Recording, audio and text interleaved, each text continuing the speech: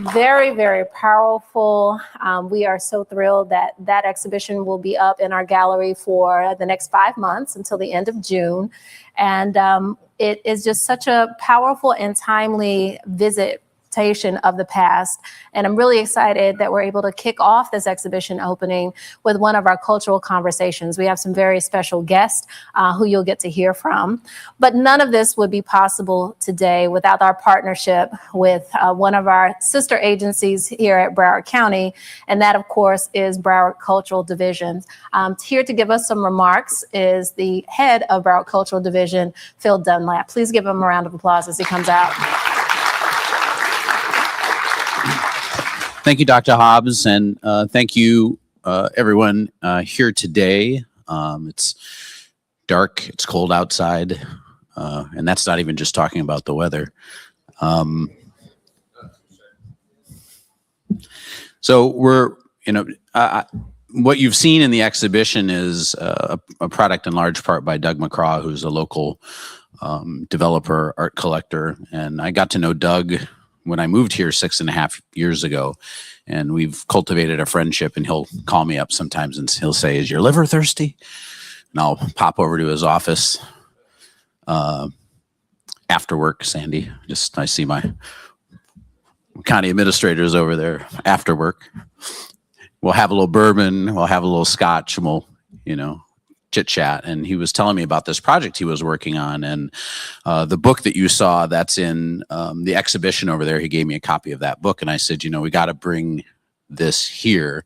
And I started talking to Dr. Hobbs and Allison Grubb, our library director, and we decided we would host it here. So, very thankful to the county and our board of county commissioners that provide the funding for us to be able to do these kinds of things. And of course, for our partners here at ARLIC, Dr. Hobbs and library director Allison Grubb for hosting this. It's an amazing exhibition, and as thrilled as I am that we're able to do this, it also pains me how timely it is. So it's a time for us to reflect. It's a time for us to think about the work that still needs to be done, and buckle down and move. Thank you.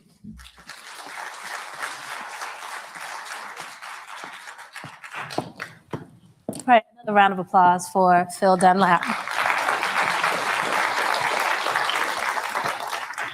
Broward Cultural is doing some amazing work here in our community. They're celebrating 50 years this year. So really, round of applause for that. And so we are glad to stand in partnership with them. Some of you know that ARLIC has been around about 23 years, but I think we're going into our 24th year. But at the time that we opened in 2002, we were only the third of our kind in the nation as a publicly funded institution that intentionally focused on the history of African descended people. And since that time, we have done our best to make sure that we brought riveting conversations to this community. And it's out of that intention that our Cultural Conversation series was born. And that's what we're here to do today. And I am so excited about the guests that we have joining us for this very special cultural conversation that's going to open our Selma Is Now exhibition. I'd like to introduce to you first, Doug McCraw. Doug McCraw is a tech entrepreneur and art collector with a special interest in Southern Black artists. He co-founded IMX3, a company building virtual reality platforms, for museums, galleries, and private collections, as well as the co-founder of Fat Village Metaverse, which is an art community in virtual reality. Doug also founded the actual Fat Village, which is an art district here in Fort Lauderdale. He, in another venture, also helped to co-found Art Light Space Studios. He is a graduate of the University of Alabama, Tuscaloosa, and remains active with the board, working on campus. Now, Doug has been involved in a number of exhibitions, but his most recent project is Selma is Now, the photography of Spider Martin. The exhibition that you've had a chance to see that it will be here at Arlick for the next 5 months was first at the Montgomery Museum of Fine Arts. From there, it went to the Equal Justice Initiative's Legacy Museum, and it's coming to us from Seattle, Washington, where it was on display at the Northwest African American Museum in Seattle, Washington. Please welcome to the stage collector Doug McCraw.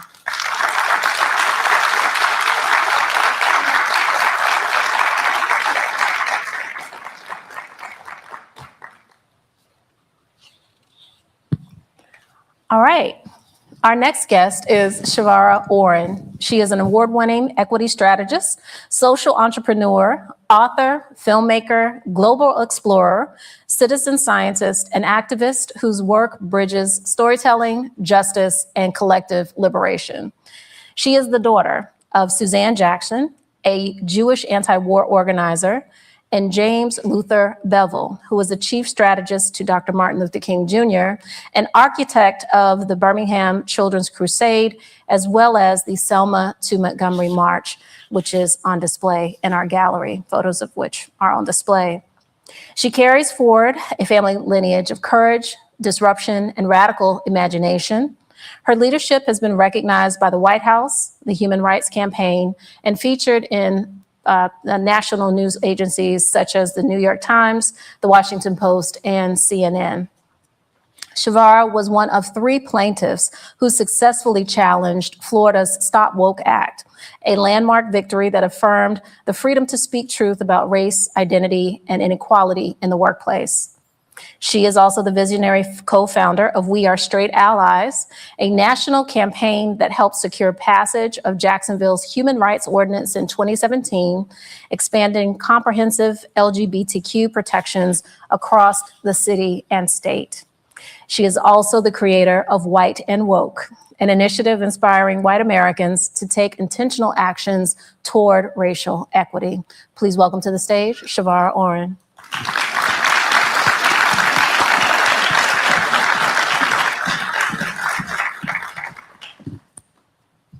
It is so wonderful to have the 2 of you here. Thank you both for saying yes to being a part of this special rollout of the exhibition.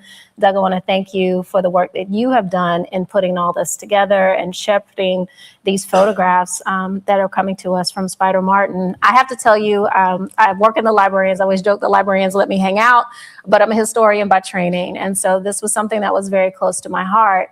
I've taught about this in my classes of African-American history for years, but revisiting the images that Spider Martin took of the Selma to Montgomery Bridge protest and Bloody Sunday just have touched something in my spirit and in my heart.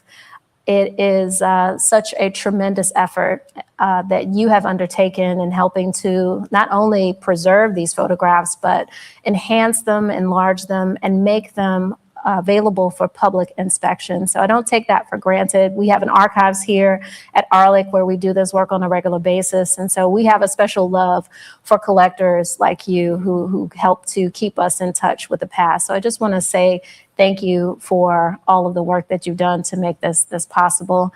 And we'll get into it a little later. I don't know that the timing is very interesting. There's a lot that we can get into as it relates to this particular piece of history. The title of this cultural conversation is Selma, Lens, Legacy, and Liberation. And I thought it would be appropriate if we started today, if I read a quote that I stumbled across from the Reverend Dr. Martin Luther King Jr. It's a passage that he wrote in his 1963 book, Why We Can't Wait. And it really speaks to the importance of witnessing and acknowledging in moments of crisis.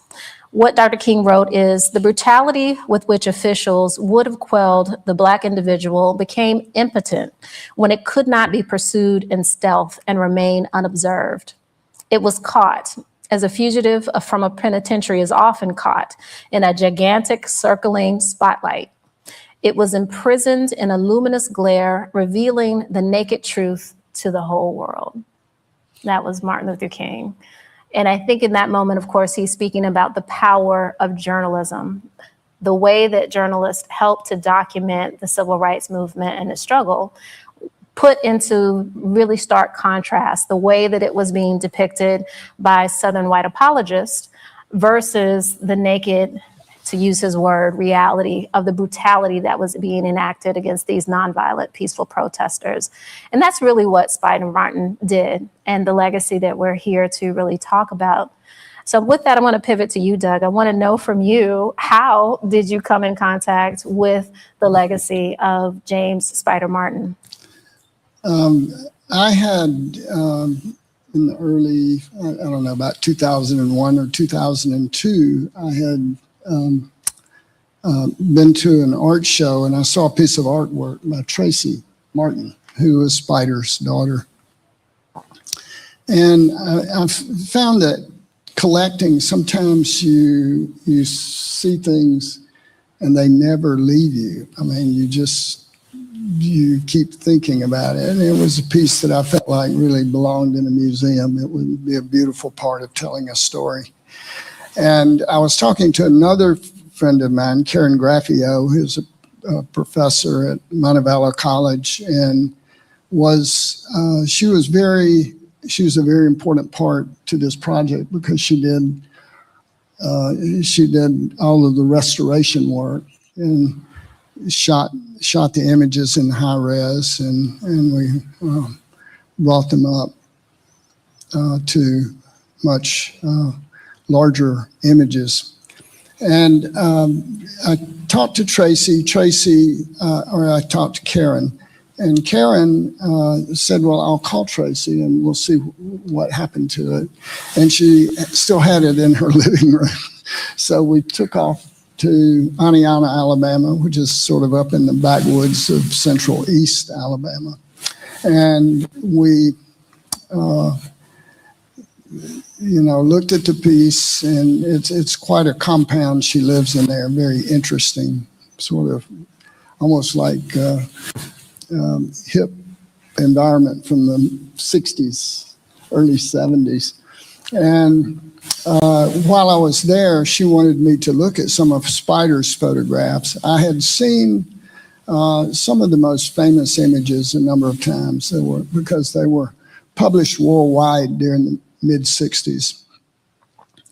And she had about 250 most were 5x7s. There were a few 8x10s and a couple of 9x12s.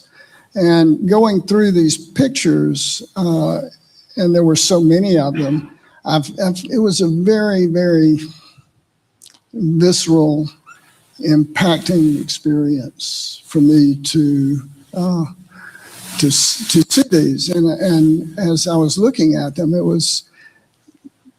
there's not been a book written about Spider in maybe 10 years. And I just thought that, particularly, and this project started 3.5 years ago, I felt like, and I certainly couldn't see then where we are now. And I was thinking how relevant this story is for now.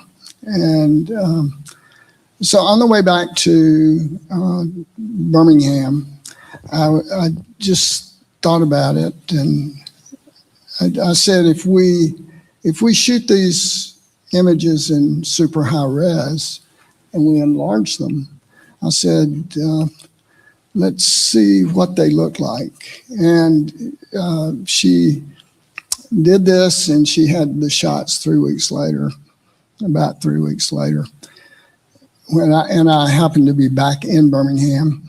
And she actually, when she showed me these photographs, these 3 photographs, she was emotional. You know, they were impacting. It was seeing something that's a part of history in a new and very, very different way. And I thought, wow, we're going to do this. And so we started out with the idea of doing 25 of these photographs. But 25, as they got into the archive, it was like, oh, we've got another one. No, we've got 2 more. Oh, we found 3 more. We found 5 more. And so the project grew, and also the amount. A lot of these pictures were in very poor shape at that time, and there were literally hundreds of hours of restoration work that was involved in bringing these back to life in this exhibition. And so that was the 3.5 years in the project. And I always find when you start projects that I like to have an idea, a beginning, a project, and an end. And we just couldn't seem to get the book closed on this one. But there was a book. The catalog actually became a book, and it has been nominated in history for a Pulitzer Prize this year. Congratulations.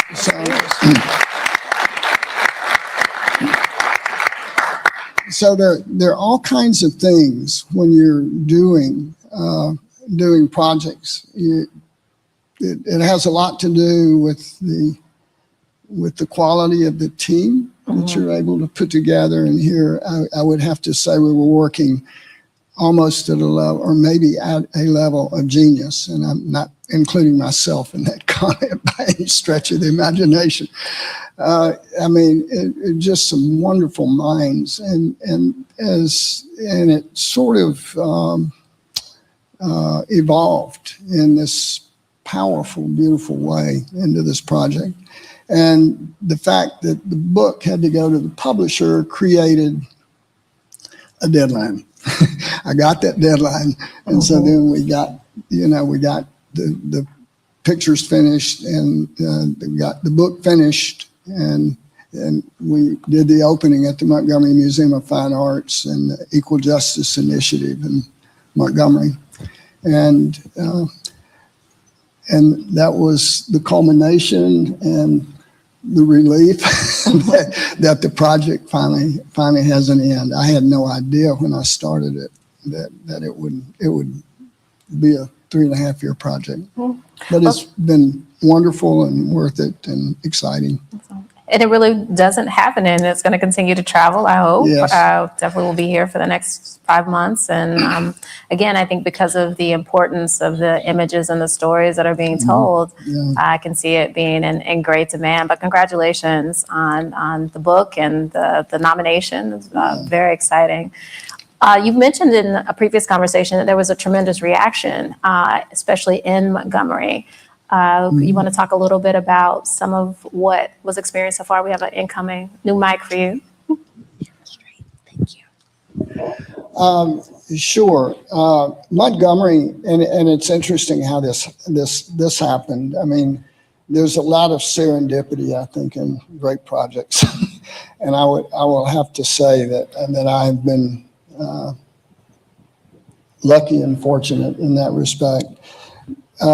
They had just had a show that was canceled, and the show was running from February 28th to June 6th, which was, God couldn't have picked those dates better.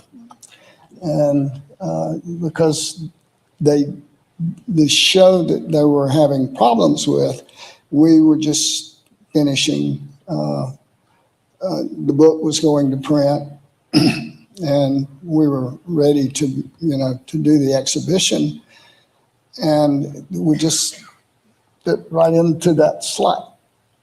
And the Montgomery Museum of Fine Arts has a wonderful history of working with civil rights archives and photography, and they were very excited, and it was really like a perfect spot. And EJI is the Equal Justice Initiative. That's a new museum, but one of the finest museums in the country. If you've not seen it, you should go see it. And there are 3 different components to it. The two are outdoor museums, and then there's one slavery history museum, and it's world class, and it was the perfect place to have this material. Yeah, it's been some years since I've been out to EJI. This is Brian Stevenson's creation, yes. so I can't think of a more ideal location for that. I want to pivot from there because you talked about meeting Tracy Martin, the daughter of Spider Martin, but it was also Tracy is also how you came into the picture, Chevara. And tell us that story, because you saw in this new refurbished collection a photograph that you'd never seen of your father, James Bevel, and that led you to a conversation with Tracy. Can you talk about that? Sure. Thank you so much for having me. It's such an honor to be here with the both of you, and thank you all so much for being here. There's a photograph that I've seen for many years. It's my father, Dr. King, Ralph Abernathy, and John Lewis, and they're marching in Selma. They're side by side. You actually have that image as part of your exhibition. And I wanted to use that on a website that I have coming up, borndisruptor.com. It'll be up in a couple of weeks.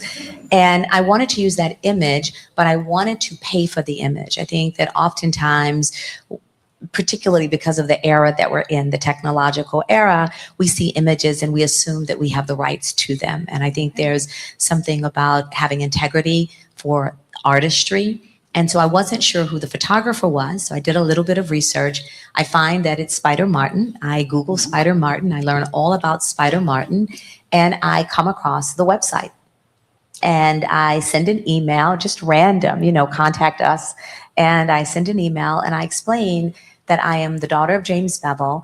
I also know, though, I've seen horrific images in the way that the King family has had to speak out and say, please be respectful. These images have a lineage and a history. They are copywritten.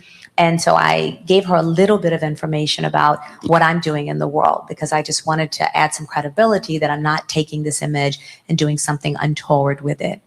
She emails me back, and in her email, she tells me she's the daughter of Spider Martin, and she said, and I met your father when I was a little girl. That was in her email. And she then attaches maybe another 10 images that I had never seen, including the image that's in the book, of my father, Dr. King, looking at each other with this intense stare. And Ambassador Young is in the foreground. So we corresponded, we had a couple of phone calls, and then she shares with me about the upcoming exhibition. And she says, I've been following you. I've read a few things that you've written. I think you're a wonderful writer. We have this book that's going to be accompanying the exhibition. You can have access to any image that you want. No charge at all. I would like you to consider writing an essay for this book. And that's how we met, and where I first met Doug. And so I agree with you.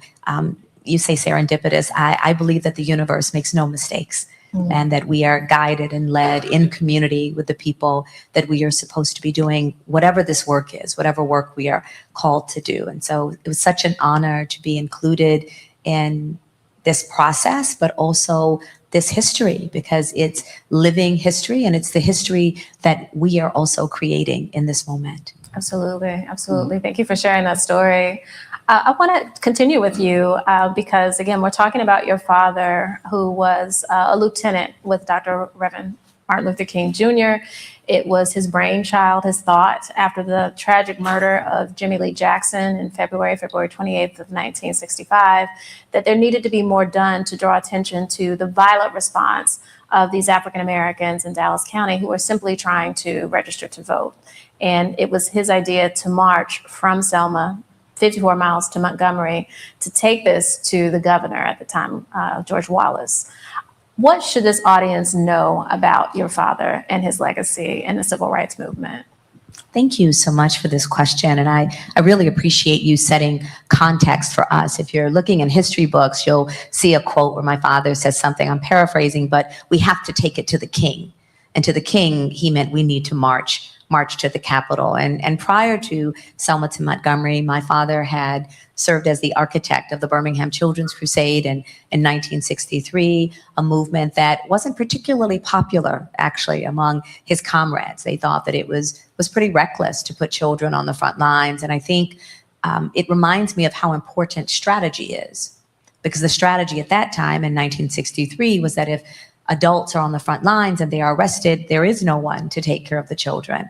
And I think about, for this audience and for all of us, the level of risk, assessing that and recognizing that it's fluid. I think sometimes when movements are happening, including the current movements, not just that are happening here in our United States, but across the globe, I've been journeying 60 nations in the past 4.5 years. And one of the things that I've been studying and researching is freedom movements and what does collective liberation and solidarity look like. And risk, I believe, is seasonal. You mentioned in my bio that I am one of 3 plaintiffs in this landmark lawsuit against Governor DeSantis. Not only did we win, but the judge ruled that the state and the governor had to pay our lawyers $725,000 in legal fees. And that case still has standing today. The very first thing that my lawyer asked me when they asked me to join this case was, do you have fear for your life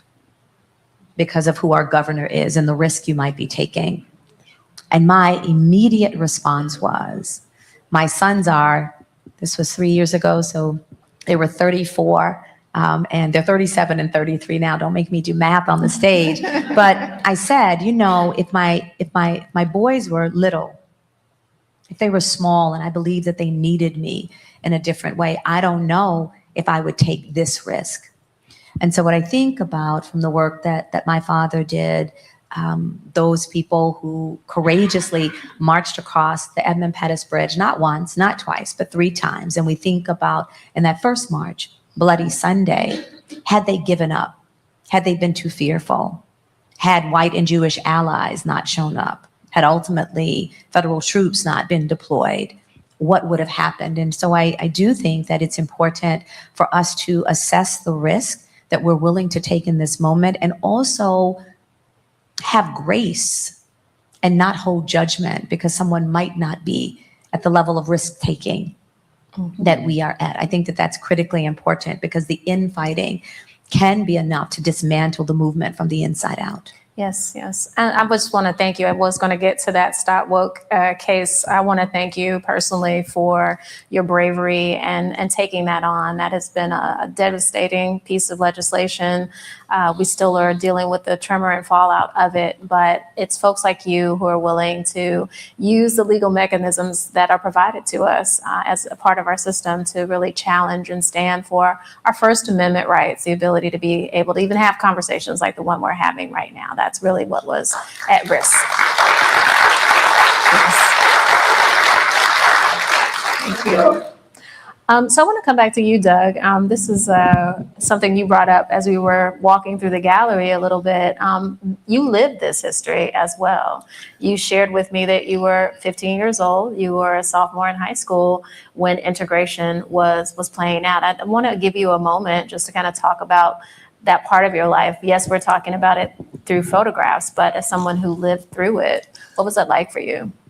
Yeah, I think my childhood was very interesting.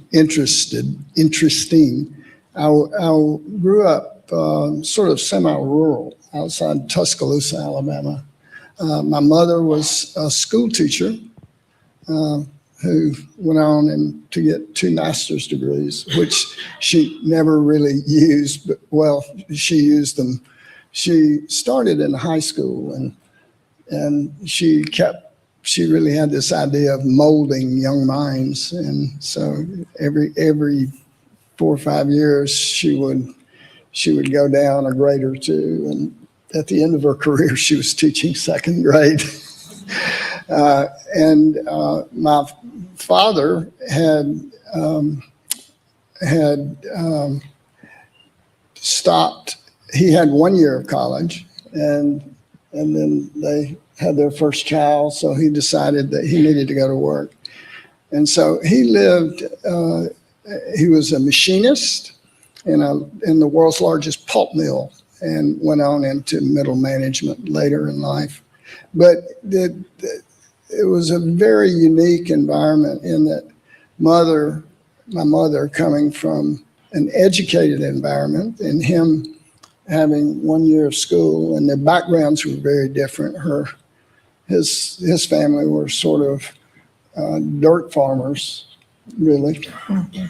And my mother's family, you know, he was more of a gentleman farmer in a little town called Frisco City, which is real near Monroeville, where Harper Lee and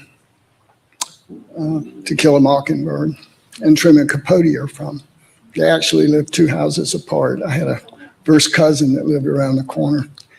But growing up in this environment, there was a lot of discourse around the dinner table. So, and growing up reading a lot as a kid, and there were lots of things to do on the farm. I really think I would have been a classic ADD child today, and I mean that. I still have too many interests too quickly for things. But you were never bored in that environment. So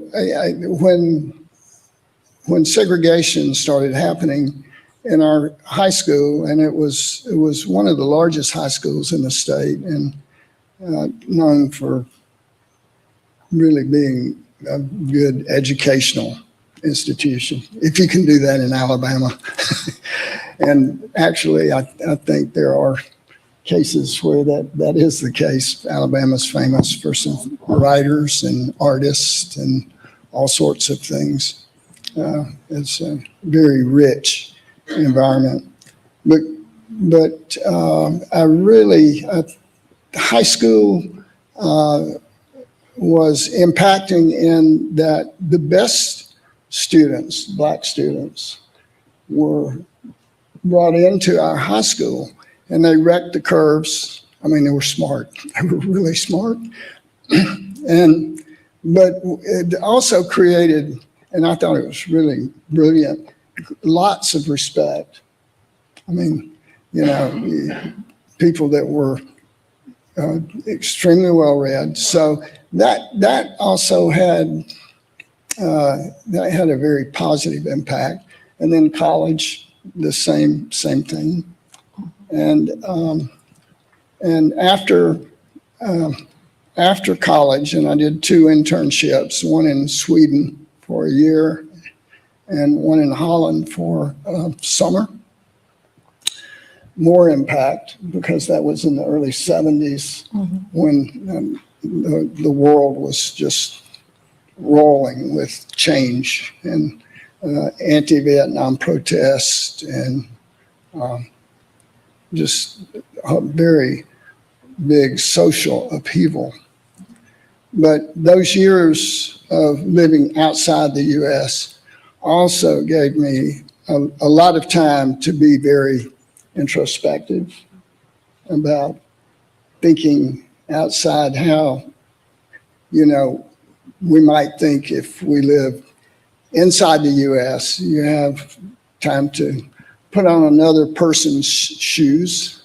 And then I spent 5.5 months going across Asia, Turkey, Iran, Afghanistan, Pakistan, India, Nepal, on my way to Australia with 2 Australian guys. So that was a very time-opening period for me, in that, you know, I had plenty of time to read books, didn't have a job, didn't have anything to do, we were just sort of absorbing different cultures. And that certainly had tremendous, wonderful impact, I think, on really learning about cultures and peoples and civil rights, constitutional rights, and, you know, really how I would look at life more as a way of being than a way of thinking. And that was very impactful too. And I'm sorry, I've rambled. As a Southerner, we kind of get lost in the stories. Mine has been, it's been an odyssey. And this exhibition is a culmination of that, and I think a wonderful one. I don't think that this work has ever been more important, more meaningful, and more impacting than today, right now. Well said there, for sure. And we talked about this a little bit yesterday as we were taking a preview before today, walking through the gallery, just the timing. It sounds, again, serendipity keeps coming up. It was right on time for the 60th anniversary of the march that you had this chance to first display it. And who would have known that the timing of this show coming to Arlick would coincide with some of the things that we're seeing transpiring across the nation. But what this brings up for me, and I want to pose this question to the two of you, and really I'd like everybody to think about this, is the power of witness, the power of journalism. I think about someone who's a photojournalist like Spider Martin. Again, this is a 25-year-old kid practically, right? He doesn't necessarily know what he's getting into. He's been assigned to go and take photographs of this thing that's happening on this bridge. And it ends up being something that not only changes him, but because of the images that are then able to be shown to others all across this nation and across the world, it has tremendously impactful change. People could not look at what happened in Bloody Sunday and not be impacted. It has been the power of the First Amendment. It's been the power of journalists in our country that have been absolutely critical in many moments. But moments like these, the one we're talking about, Bloody Sunday, and the one that we're living through right now, where it becomes vitally important. And then you witnessed yesterday the news that Don Lemon was one of 4 journalists who were arrested, charged with, again, doing their job, bearing witness. I just want to ask you for a moment to really reflect on that part of the legacy that's in this story, the legacy of Spider Martin, the legacy of journalism, the legacy of the First Amendment, and our ability to be able to bear witness to things that are playing out. Chevara, we'll start with you. Sure. I appreciate the question. It's interesting you say that, because when George Floyd was murdered, I remember watching that video, bearing witness to that, and all of us collectively. The pandemic was raging, so people were bound to their homes, and so I think we were bearing witness from a different place. We were uncertain as to our own destiny. People had been isolated for a very long time, not able to touch each other and be with one another. And when I think about the collective horror that we experienced, but we were all bearing witness, I decided after that I was not going to, because I couldn't stand it for my own wellness. I have a liberatory joy practice that is deep and entrenched for me.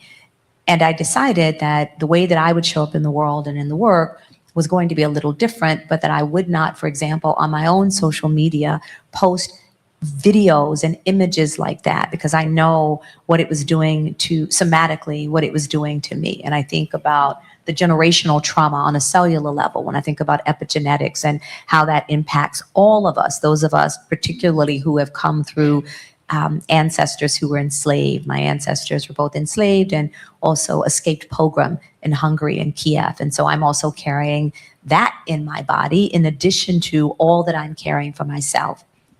And then just a few weeks ago, when the murder happened in Minneapolis, I had this very conversation with myself. And I felt as though I owed it not just to this woman, but I owed it to, like, the collective to bear witness. And what I was thinking about is the suppression and the oppression that's happening simultaneously. And if everything suddenly disappears, because we have some technological advances that could make that happen, right?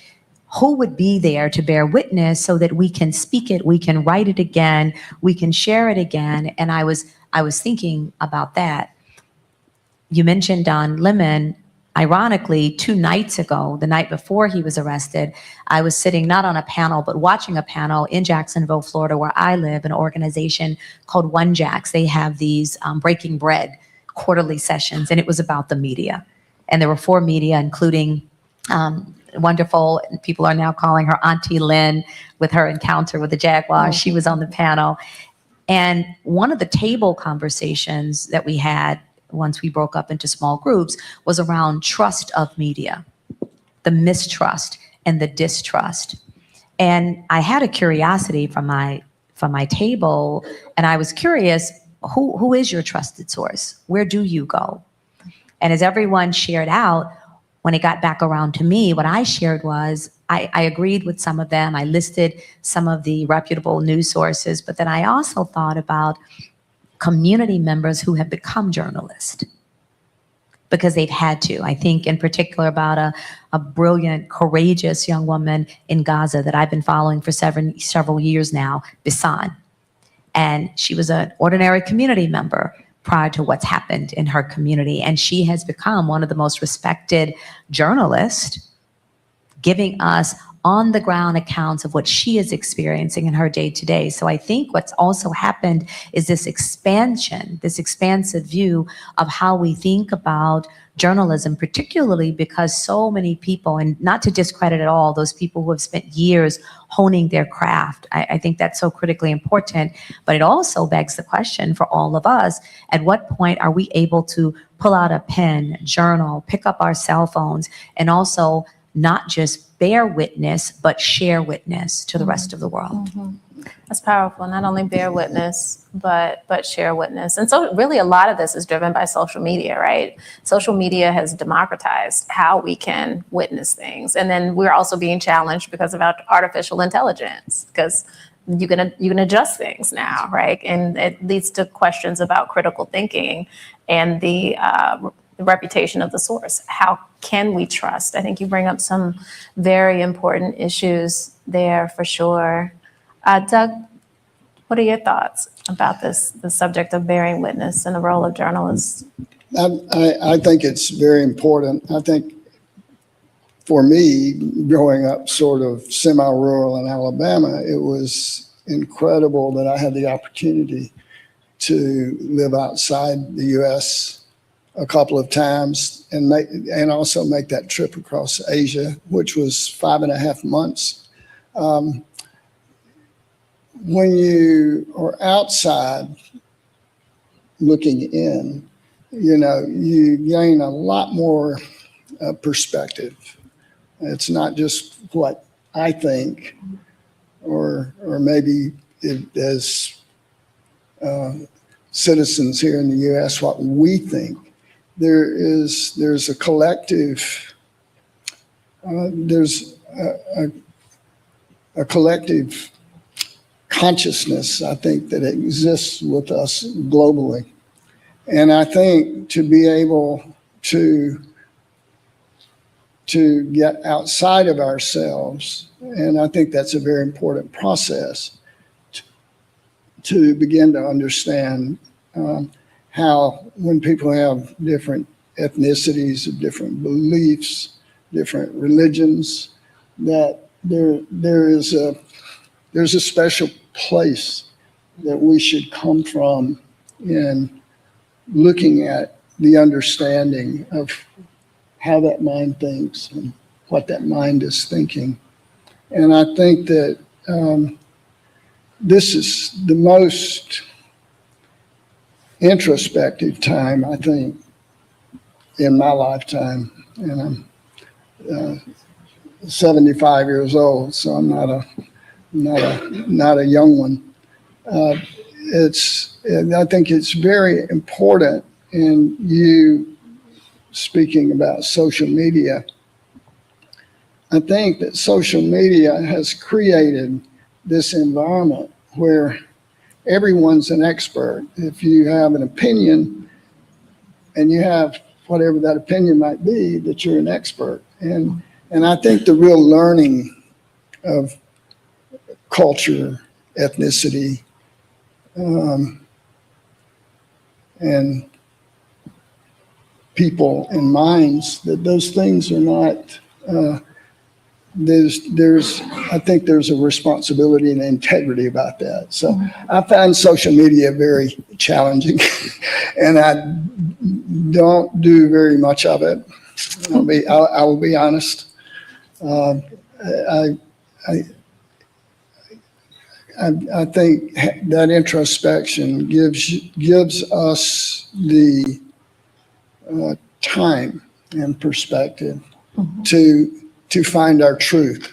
And I do not mean that finding truth is finding your opinion.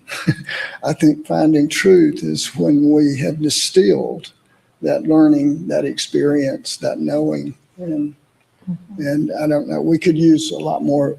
This is just my personal opinion. Back here I am talking about truths and I'm giving you my opinion, but that's a bit of an oxymoron. But I think that if we're resolute in this perspective of learning and being and consciously being a good citizen, a good person, a good participant today. I think there's a lot of work we need to do right now, and I would I hope we see more a shift of consciousness in that direction. Well said. Well said. May I respond to something Absolutely. that Doug shared? You know, I'm thinking too about your query for us around media, and one of the things that perhaps we don't think enough about in the United States, because we are incredibly siloed, even though we have technological advances that do allow us to connect across oceans. I was recently in the tiny kingdom of Bhutan, about 700,000 people. It's in the Himalayas. And we were on the front page of the news. And the Tibetan elder that I was spending time with said to me that in my lifetime, I have not seen the United States in the news as much as I have for the past year. And I have heard that sentiment echoed in nation after nation. So I also think it's important to recognize that the media, however truth is showing up, there are multiple truths always, in any room, in any nation, in any community, that we are directly impacting. And I think about one solid example. I was traveling through Iceland and I was meeting with some sociologists, some women on a sociological women's history and women's freedom movement tour. And one of the women said, all of your media, the whole TERF movement, the hatred towards trans women, we didn't have that, she said, until we started getting all of the media from the United States and the UK. And it was very sobering listening to her talk about how our media, our truths, were impacting a community where they had actually had kindness and policies and protections in place for the LGBTQ community. So I do think it's sobering for us to be mindful that what happens in our nation absolutely spills out across the globe. Thank you for that. Thank you for that perspective. And it echoes what Doug has said about his own travels and that international perspective, being able to be on the outside looking in. About that. It is interesting to think about what the world is witnessing in the US. I think we often have become used to consuming bad news about other countries. But then when you become the bad news in the world, that's quite a different proposition. I want to also just kind of go back to the impact, and I hope the audience is fabricating questions. We are going to open the floor for questions and take them from you. The impact of witnessing, the impact of these photographs and the video that came from Bloody Sunday had real impact legislatively, because it's out of that we're going to end up with the Voting Rights Act of 1965, which really, I gave a talk for King Day, and I talked about life, BK and AK. It was shorthand for before King and after King. And I can engage the audience. How many of you were living BK before King? Show of hands, right? Everybody, nobody wants to be honest. I don't never see enough hands. I've already admitted. And then there are those of us who came AK. after King, right? So I am very clear because of my studies that I inherited a reality in the United States with much more opportunity than anyone in my family prior to me had a chance to have. And so when I think about all of that in relationship to this guy in a tree with his camera, capturing these things, it's really a reminder of the work, the very special work that journalists can do.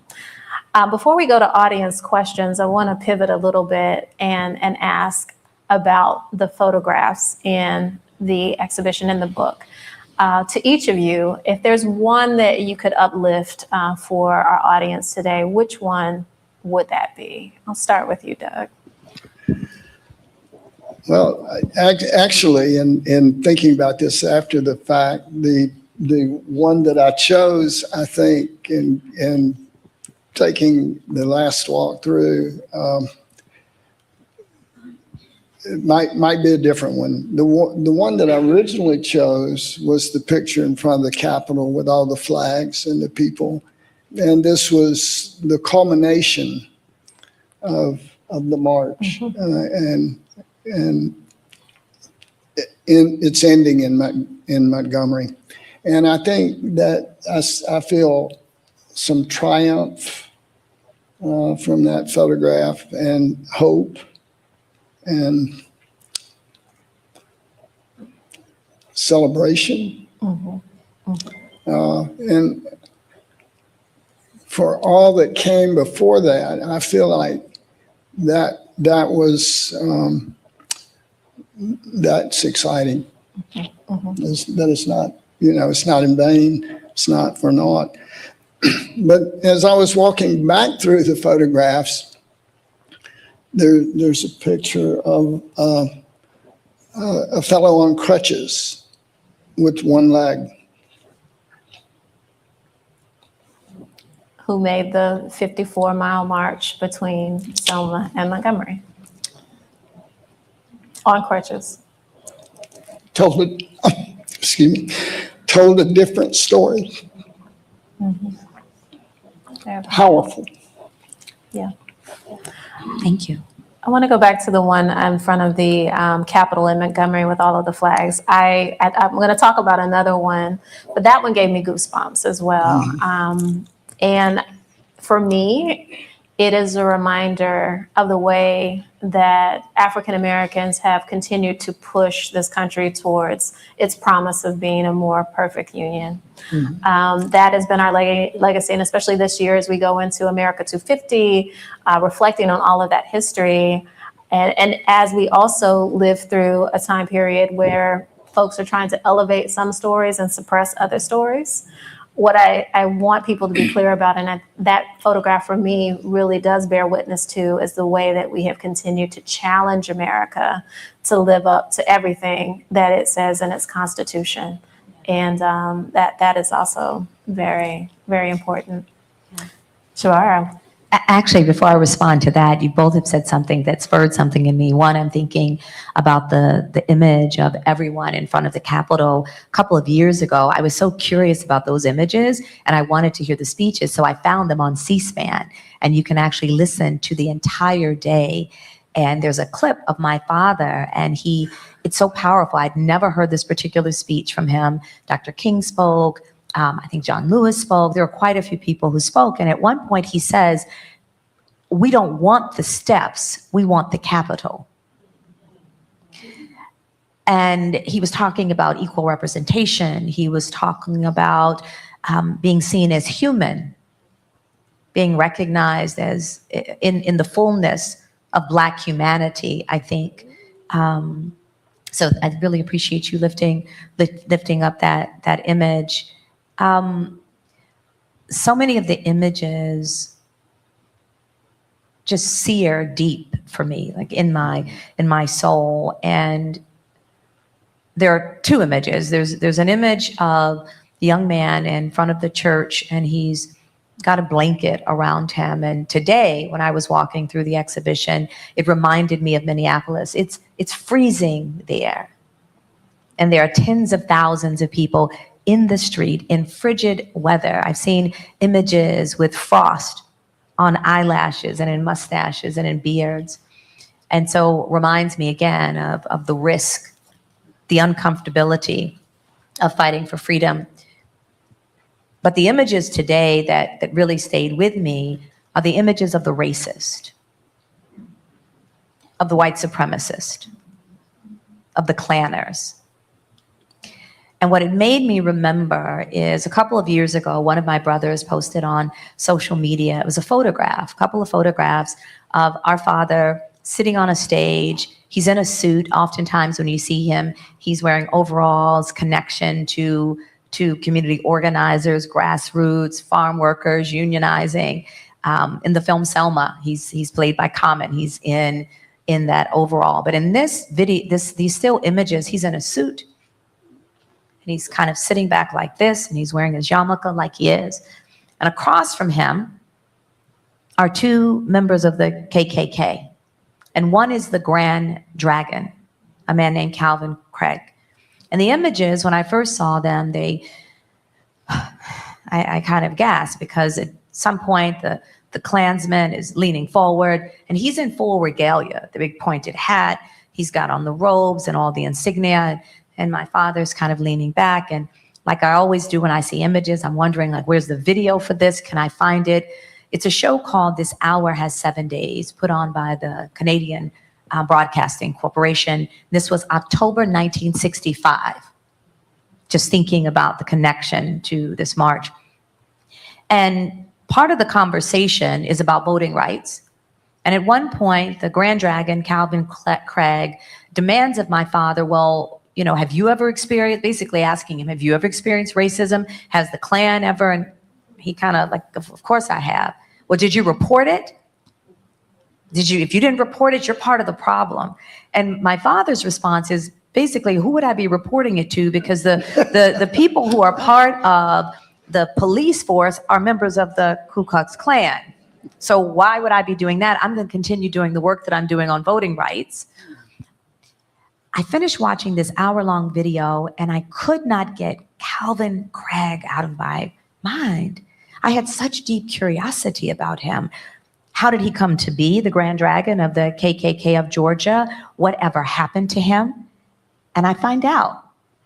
He meets Zernona Clayton, who, a journalist, Turner Broadcasting. She's still amazing and alive in her 90s, if she's not 100 right now. She was one of the first Black women, maybe the first Black woman at Turner Broadcasting. She was also very good friends with Dr. King and Coretta Scott King, and she was working on an interracial neighborhood group. So she and Calvin Craig, their paths crossed because of this neighborhood initiative, and they had very, very different ideologies. He believed in racial separation. She was trying to figure out how to create a more integrated community. And so they ended up forming this relationship across difference.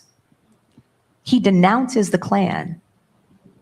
He lays down his robes. He has a backslide moment, I can imagine. I mean, for decades, he's been immersed in this hatred. And then the last article that I found was his daughter finding Zernona Clayton and saying to her, I wanted to meet you to thank you for healing our father and cleansing our family. And so I have deep curiosity about the hatred in those images, and did something transform those people? What happened at the dinner table? What happened with their children and their grandchildren who would be living right now?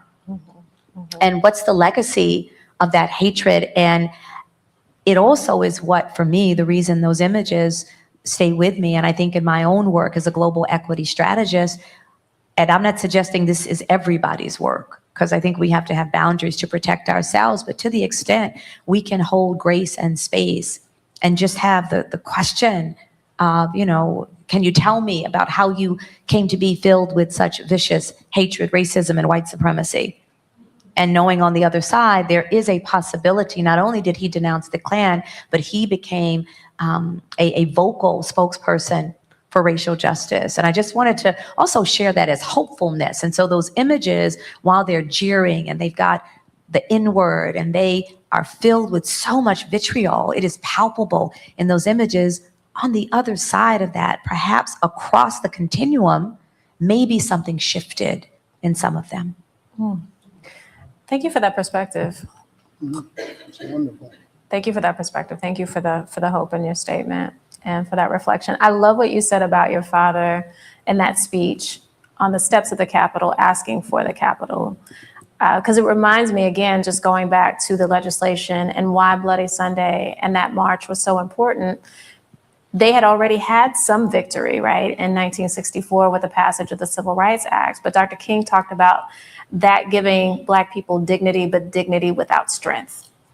What they really needed to be empowered in America was the right to vote, because so much of what was happening to them was put in place by legislation that they had no ability to impact because they couldn't vote. They couldn't send legislators to their capital. They couldn't send representatives to Washington, D.C. They couldn't even protect themselves from these racist sheriffs. And you talk about the Klan and law enforcement, that's been part of my research. Your highest qualification to be a part of law enforcement in the South was your ability to be willing to brutalize Black people. That was part of the job requirement. You couldn't challenge that unless you could cast a ballot and begin to change the immediate conditions of your life. So yeah, very, very powerful. For me, the picture that haunts me is the one that shows Amelia Boynton. And Amelia Boynton, if you don't know that name, you should. She was a very important part of what played out in Selma. She was local. She was an entrepreneur. She sold insurance and helped to organize the Dallas County Voters League and was a big part of the organizing movement there. But because of her organizing efforts, she was a target for those state troopers on that day. And when they found their opportunity, they brutalized her. They beat her unconscious on the Edmund Pettus Bridge on Bloody Sunday. And there's a photograph in this collection of Amelia Boynton unconscious, her face is visibly swollen. And there is an Alabama state trooper standing over her with a look in his face that is haunting. There's such a look of satisfaction in the way that he's been able to brutalize her. The thought was on that bridge that day that they'd actually been able to kill her that day. So there's a possibility that he is looking at her thinking that he's accomplished that goal. And it's stunning, that level of violence and brutality. This is a 50-year-old Black woman who is just exercising her First Amendment right to march peacefully because she wants the ability to be able to vote in her country.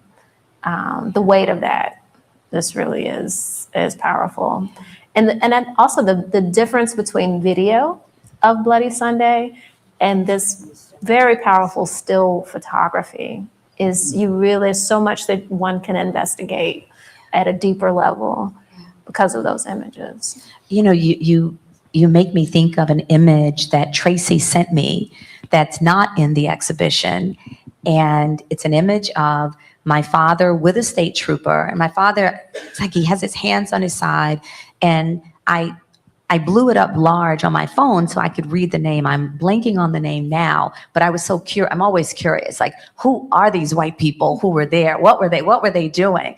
And my standard too is I was raised by a white Jewish civil rights, human rights, anti-Vietnam War, anti-apartheid activist. So my standard is really high in terms of what it means to perhaps hold privilege, to give up privilege, to leverage privilege.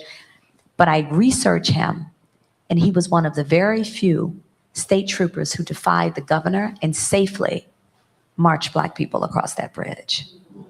And so again, I think that for me, those are the tiny nuggets that inspire and bring me hope when, to the point you just made, the depravity in that state trooper's face, his stance that she was not human. There was no seeing Ms. Boynton's humanity, right? And on the other side of that, some of his very brethren chose to do something different. Right. Thanks. All right, with that, I'm going to open it up to see if there are any questions from our audience members. I know that you've consumed a lot. Some of you, if you've already been through the exhibition, you've had a chance to take a look at quite a number of the photographs. There's a hand here. Don Mizell, the Don Mizell. It's a microphone for you. Don't get it twisted. I forgot their name. Chevara. Chevara. So this is for you. Now, I am quite curious since you've really gotten very personal. I met your father in 1968 after Dr. King was killed. He was going around speaking to colleges in the Northeast. I was at Swarthmore College. I was the head of the Black Student Union, and he came and talked to us. So he was a hell of a speaker too, because we normally wouldn't sit quietly and let somebody finish before we started asking questions, but we did that night. So I assume you were not born then. I mean, his wife wasn't with him, or I don't know about that. But what I wanted to do was ask you, as a biracial person, what your experience was in relation to what he was doing before King got killed and after. But essentially, you know, King's fighting for integration, but there are not many, they're not really mixed race couples in the South, and they're certainly not out there on Front Street fighting for integration, desegregation, whatever. So I'm just wondering, what was your experience having a father like that at home, and how he talked to you about the situation and your mother, and what was the arc of your lived experiences in becoming who you are now? Thank you for that question. That's part of this is after this session, let's go to dinner, y'all, because that's such a big question. I'm going to respond to it. You're No, intelligent. I love the succinctly. question. No, I love the question. So I have 19 siblings, and there are maybe 13 or 14 mothers between us. We just had a new brother who discovered us a few months ago. So that makes him our 20th sibling. Like, that's why I said, y'all, at dinner, I'm up for it. Just let me know. So I'm not going to go into that, but I do want to set some context setting. I wasn't raised with my father. I grew up with my mother and two siblings. And I was born, I ain't ashamed of it, y'all. I'll be 58 this year in March. I was born a few weeks before Dr. King was assassinated. I was born on March 10th. And I was born in Washington, D.C., Freedmen's Hospital, the first hospital for freed enslaved people in our country, Old Howard Hospital. I think that's significant just as a point of connection and historical data point. And we moved to Memphis when I was 5. And I grew up knowing who my father was. He came to Memphis sometimes and he spoke. We grew up in abject poverty under the welfare system, walking to free healthcare clinics, standing in food stamp lines, eating government subsidized food on a 2-burner hot plate. And our mother, now I'm gonna get your tears over here, who is 82 and still doing the justice work, y'all, modeled the work. So it wasn't so much, for example, that we had conversations in our home that education was important, but we walked on tiny little feet to school board meetings because we couldn't afford to catch the bus. I remember being able to read. I've been reading since I was 9 months, and I remember her telling us we can't read the signs on the bus because they might think we're an older age, and we didn't have the money to pay whatever that cost difference was. So we watched her model the work. Being in Memphis in the early 1970s was incredibly difficult. There were only 2 other mixed race families that we knew. One of those women does anti-death penalty work up in New York, Tanya Green, who's a brilliant justice activist. And it was difficult. It was really difficult. And the stark difference for me was that our mother told us we were Black. I've always known I was a Black girl. I remember being about 6, and she had a conversation with us that we could choose identity. We clearly have this expansive history, Ukraine, Hungary, our great-grandfather, Burl Bevel, born on a cotton plantation into enslavement in 1837. And she said, the world will view you as non-white. And with that comes a set of circumstances and experience that I, as a white Jewish woman, will never know. She also warned us that she believed there would be a race war in our lifetime, and that we would need to stand up as Black people, and that she would be willing to lay her white life down for our Black liberation. So that's why my standards for white folks and what they should be doing in this world is so high. And when I think about my father, and for those of you who, that's why this is a dinner conversation too, who might have done some research and seen that there is another aspect to what it's like being the daughter of James Bevel.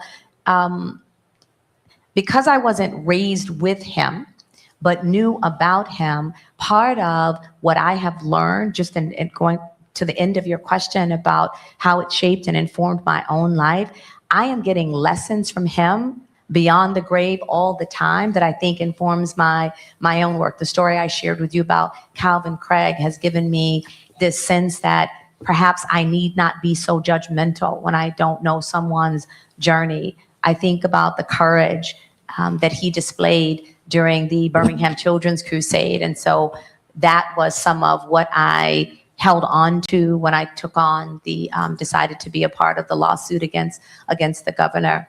But it's what I will say too about being mixed race. I have, as an adult, encountered other people who were in DC and in Baltimore and in Chicago and some of the other places that we lived, who were also movement babies, because we grew up pretty collective, kind of in communal houses. And it's been, for me, very interesting and also healing to hear those stories as well. Thank you so much for that question. Thank you. Any other questions from the audience? Let's see a hand in the back here. Is that Bobby Henry? All right. I guess my question is a comment as well. I came in late, so I apologize for that. When you were talking about photographs and how they play a very important part in our lives, I immediately went back to Emmett Till and a Jackson photo in 1955 that was printed in the Chicago Defender, which is very important. And I'm thinking to myself, well, what is it now that is not moving us to the sentiments that photo did? When we have people being shot down and we see it on TV, but we have an administration telling us that it didn't happen. So what is the difference in that? And the other thing is, I'm a publisher of a Black newspaper for 55 years. So I've seen some, yeah, thank you. This just happened to be our anniversary month. And I've seen some things. And what triggers me the most is I didn't start out this way, right? It took a lot of influence, positive and negative, to move me to the point where I want to care, right? Had it not been for some trips overseas to South Africa to see and talk to people who were involved in the children's riots over there from Soweto, I probably would still be the negative person that I was growing up to be. But because of my heart and what it means to tell the truth from a journalistic standpoint, causes you to change. But if you continue to want to be, and I'm like you, sir, when it comes to social media, we have to be extremely careful. I always call it the gateway to hell. So if we're not careful, and that's from me. But again, what makes us different today when we have photographs and video showing some horrendous stuff? What has caused us? Has anything changed us, and what it was? That's my question. So. Does anybody want to tackle that? I have a thought, but I'll yield to you. That's a big one. That's a life question. I think observationally, I would say that I think as individuals that we have to, and I think it's learning to filter and and find truth. I mean, we're in a time in this country where you can find any story, any version, any way you want it, whatever it might be, somewhere on the internet or in social media. And I think that there wasn't as much data, maybe, at that point in time. And it had the opportunity to create a lot more impact. And I think in looking at this exhibition and why I felt it was very important to have this out there again is that was not then, and I truly feel like it may even be more important now. Not certainly for the courage, the history, and the time, but I mean in terms of a discussion today. And being a journalist would give you a much broader perspective of looking at things. Whereas I think today we're sort of becoming much more, I don't know, we almost, I sort of feel like we live in pods a bit of these smaller senses of what community is and what. The silos. Chevara used that word earlier. Yeah, a silo. So that's the reason I felt like this work or this photography, this story, and all he did is record it. He was a journalist, but the story of the courage, the commitment, and I really think of Martin Luther King in a Gandhi sense. I mean, who in our day and time right now would think of having,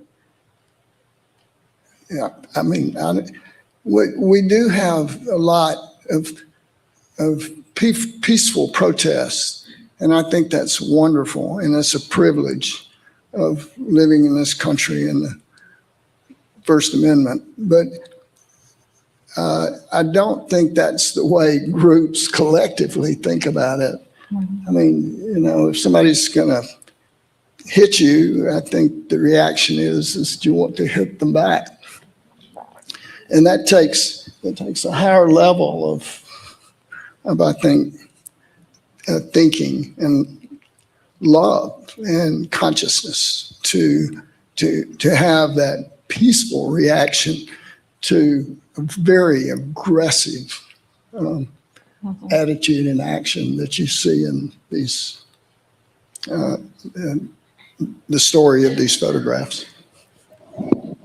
I want to respond to something. Thank you so much for that question that Doug said. This goes back to, I think I mentioned earlier, strategy is just critically important. I mean, the nonviolent movement, they trained at the Highlander Folk Center. It didn't just happen, right? They trained in nonviolent resistance. I'm also, if I'm hearing you correctly, the query around all of the images that are coming out now and why we might not be as moved to respond rapidly. I believe part of it is we are desensitized. We have seen so much of it, and not just through media, journalistic media. In my corporate life as a global equity strategist, one of my clients was one of the largest gaming companies in North America, and the level of violence that's in gaming systems and the conversations that I was having with their CEO and senior leadership about employees, for example, who are responsible for sitting in and listening to all of this violence to determine whether the N word was being used or the R word, violence against women. And I asked them, what type of mental health care are you providing for employees who are listening for 8 hours a day to millions of people from around the globe, yelling out racial and sexual epithets. And they just looked at me with wide eyes, like, why would we be doing that? And so those are the same people who are picking up the media, watching television, on social media. So if that is your job, to bear witness to violence day in and day out, by the time you see it in your real life, you're so numb, I think, to much of what happens. We've seen some of the videos. Oftentimes it'll be a video, and this is not to disparage New York City, that's where my oldest son is living, but it'll be a subway, and it's a video showing people simply walking over someone flailing and falling on the ground. And not because I don't believe necessarily that they are inhuman, miserable monsters. We've been desensitized because it's all around us, which I think gets us back to, I mentioned earlier, I have a liberatory joy practice. What are we doing collectively to create a healing space so that we can wake up again tomorrow and continue this fight? I say in my essay, I was working with a woman who was writing a book about Black fatigue, and I called Ambassador Young to ask him about Black fatigue, and he's like, child, there was no time for Black fatigue. And he told me a story about how they were on a plane and he was trying to get a little catnap, and he said Dr. King like hit him across the head and was like, wake up, we're about to land, we got to get on the ground, we got work to do. And I think that's dangerous because I believe it's unsustainable. That in as much as we have a collective liberation practice, we have to have a collective healing and a collective joy practice so that we are able to sustain our own selves, our own bodies, our own communities to be able to continue the work. Thank you for that. Thank you both.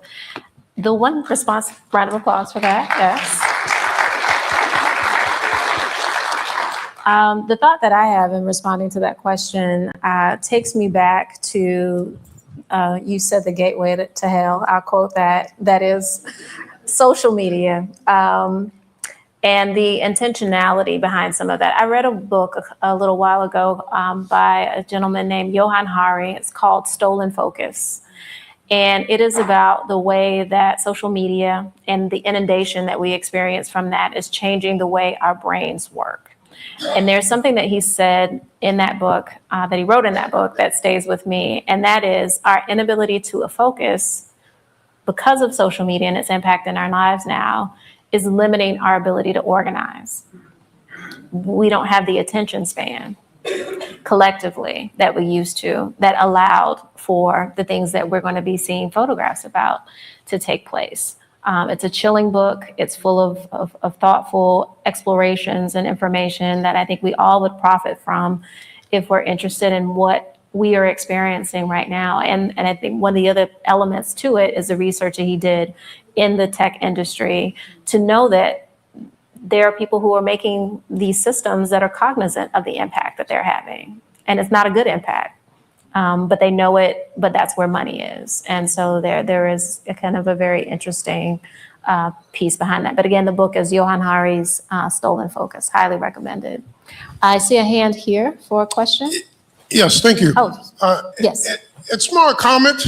First, I really want to say thank you for telling these stories because there are so many young people today that have no access to these things and they don't know that they happen.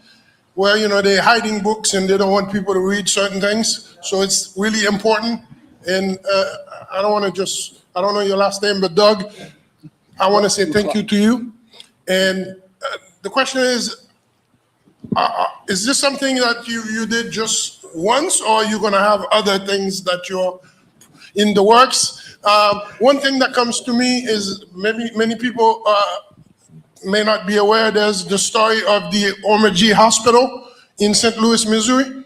It's the first Black hospital in America. And this is where Black doctors were taught to become doctors because they could not go to white hospital at the time and do that. And there's a documentary called The Color of Medicine. If you've not seen it, it's important to do. But these type of stories that our kids need to know, because if it's in a book, they're not going to find it. So thank you. So what's next, Doug? What else are you working on? Wow. At 75, let me see. Oh no, I'm very, very busy, very active at this point in life. I feel like maybe it's even sped up a little bit as opposed to slowing down. I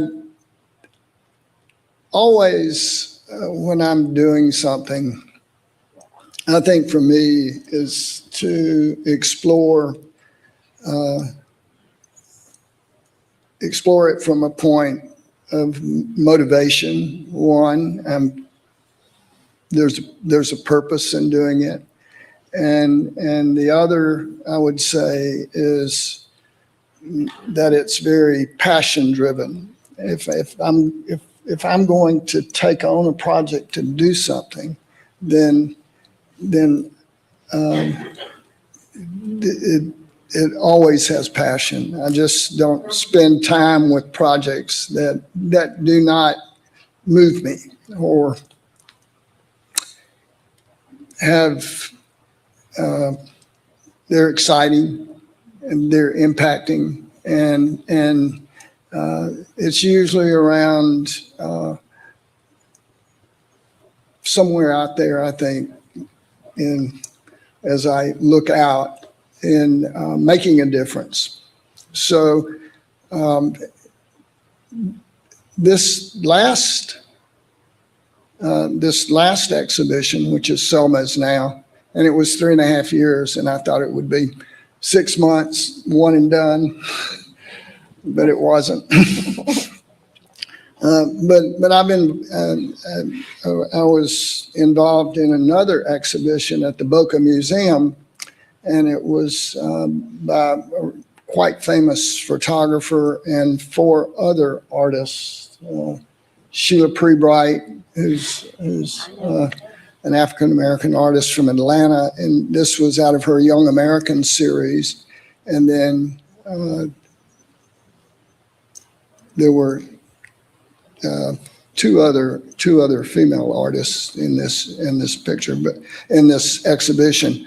But Hank Willis Thomas is very famous for his work, and we did this exhibition of all these photographs. And as we were putting it together, I was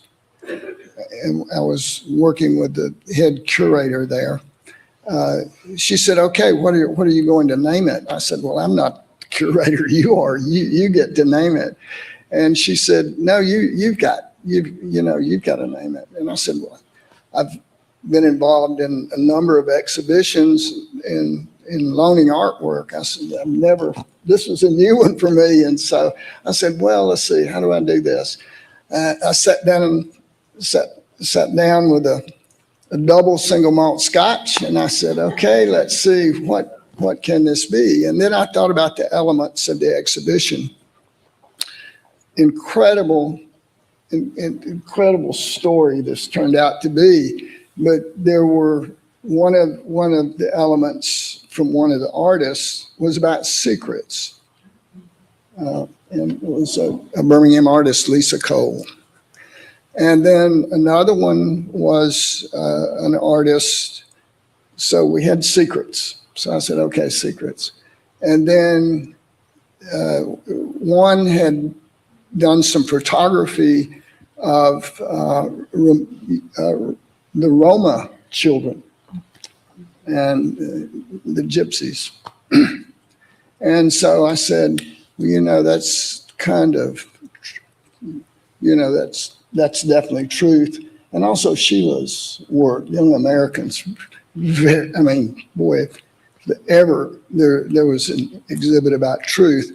And then for Hank's work, he had taken this series of photographs from Life magazine and Ebony and Look, and he had taken all these ads and he had scrubbed them of the copy.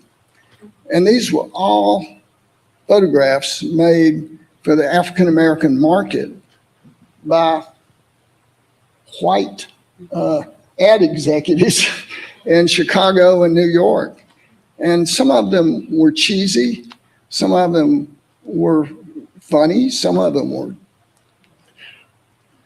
dripping with eroticism. I mean, it was just amazing, these different things. And all he did is took the ad and scrubbed the copy. So then it was lies, because in a way, to me, that was certainly some of them were lies about the white perception of how's an African American, going to be portrayed successfully, and they're showing them like they're in an American suburb doing or white suburb doing, and it was just very powerful iconography that these photographs did. So anyway, within 10 minutes, we're done. It's myths, secrets, lies, and truths. And it was an exciting exhibition. It got national press. I mean, we picked up a lot of publicity we never expected, or the museum, the Boca Museum never expected. So art has been a medium which I have used, or I'm not even sure I'd say I've used it, but I found this way to sort of create a universal story about who we are, what we are, and collectively what we think about, and who do we choose to become. And so if you're asking me what else am I doing, we're yeah.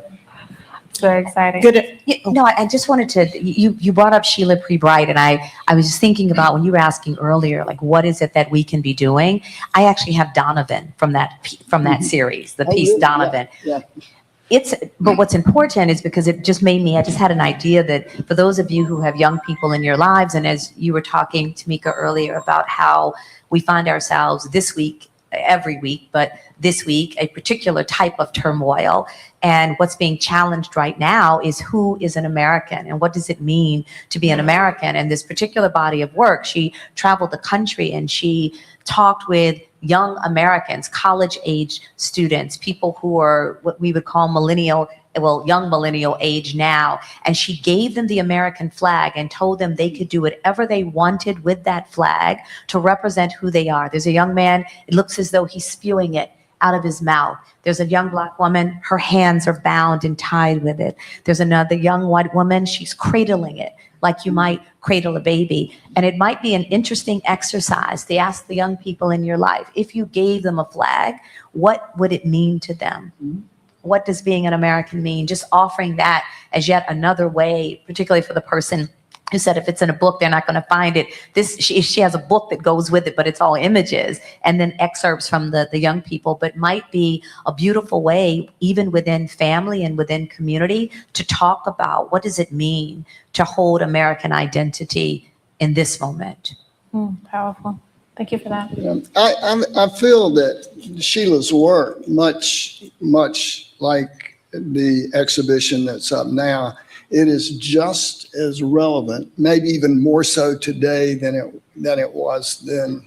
I mean, that's a really powerful group of photographs. Give us the name again. Who is the artist? Young American. Sheila Pre-Bright, Pree. She's Atlanta-based, and if you go to her website, you'll actually see the images, Young Americans, and there is a photography book that goes along with it. Young Black, amazing, extraordinary photojournalist.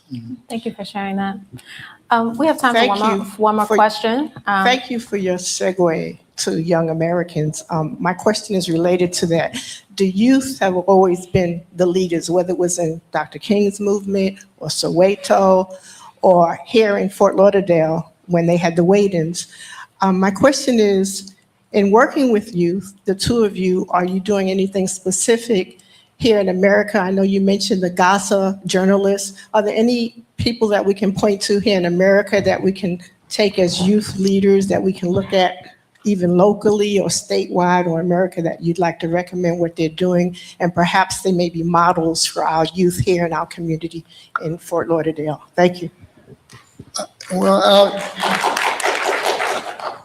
I would like to say first that I have a little, or we have a team, and we're working with some new technology in Web3, and we actually have an exhibition, and we're lucky enough to have the artists with us here today. And the whole idea was to take this material and put it into an environment and have it where schools could do remote field trips. And actually the Selma project is available right now, and anyone can see it and explore it by web. And so Wilma Siegel, who's down here on the front row, was the person who put this work together. And now the Dade County school system has incorporated this art series, and she also has a series on the Holocaust that she's adding to it. So there are lots and lots of things, but generally for me, it revolves around, art is a component or a context of it. But there's a lot in gear, sort of in the planning stages. So we'll see what tomorrow brings. It's amazing. Thank you for leading that work. Chevara, did you have a response to the question? No. No, I'm not currently working with youth or youth organizations. Much of my work centers around global work and then kind of institutional change. Mm-hmm. Very powerful. Everyone, please, round of applause for our panelists today. Doug McCraw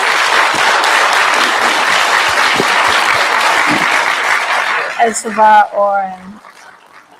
So that's going to bring our cultural conversation to a close today. I want to invite you to join us. We have some light refreshments for you as we celebrate the opening of the exhibition, Selma Is Now. If you haven't had a chance to go through the gallery, we invite you to do so now.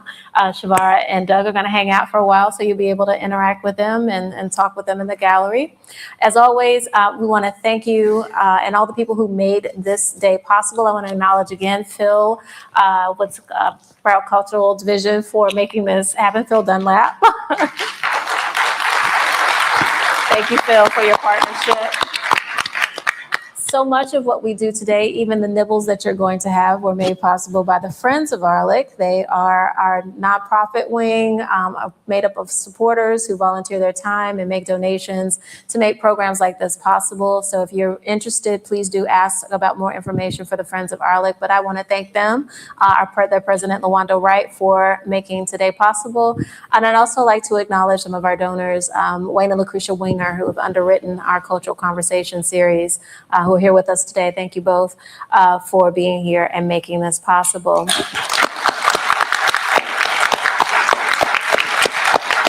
And of course, we always have wonderful things happening here. I want to take just a moment and plug our upcoming festival.